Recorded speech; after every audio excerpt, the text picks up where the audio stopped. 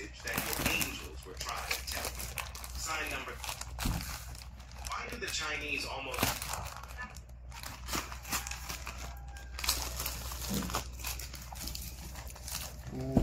What's that? Ooh, baby. Ooh. What's that? Si mama. Busy. Busy sa ano. Yan.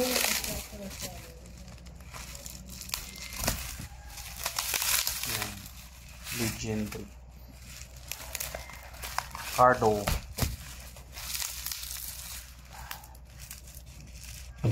Cardo lalagay namin dito sa Alpha 11.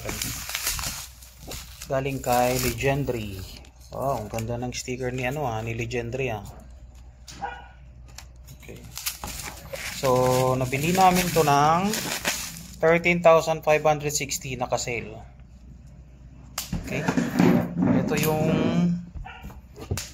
pakita muna natin. Paktok Special Edition. So, capable siya sa DMC mode. Ito yung parang cheapest na Paktok series.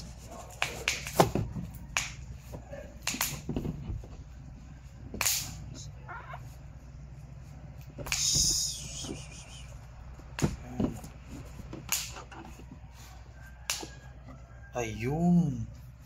What's that? Yan. Ganda. Samantalang yung cardo namin ni Mama, old model. What? What? Lipat mo yun sa akin sa kanya. Tapos yan sa akin. Sige. Ano pa yung karga niya? Yan. Yan. Kasi pa. Okay. Yan yung mga cradle niya siguro. Ano pa nasa loob. Saan mo? Yan. Cradle. Ano pa? Ito yung mga documentation. Okay? So, ikakabit namin dito sa Alpha 11 ni Kuya Ken. Okay. So, yung parang ano daw to parang Paktok Neo din daw to.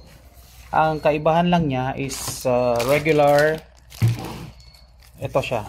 Hindi siya JBL. So, yun lang ang ano niya, pagkakaiba niya. Then, pwede siya sa mesh. Yung natural na na Cardo, yes, Cardo Paktok series features.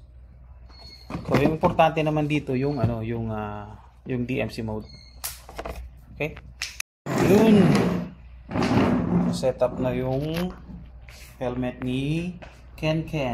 Nakabit ko na rin yung Paktok niya, na set up na rin namin sa DMC mode. So, ready for use na siya bukas. Yan. Alpha 11 Jarban. Good.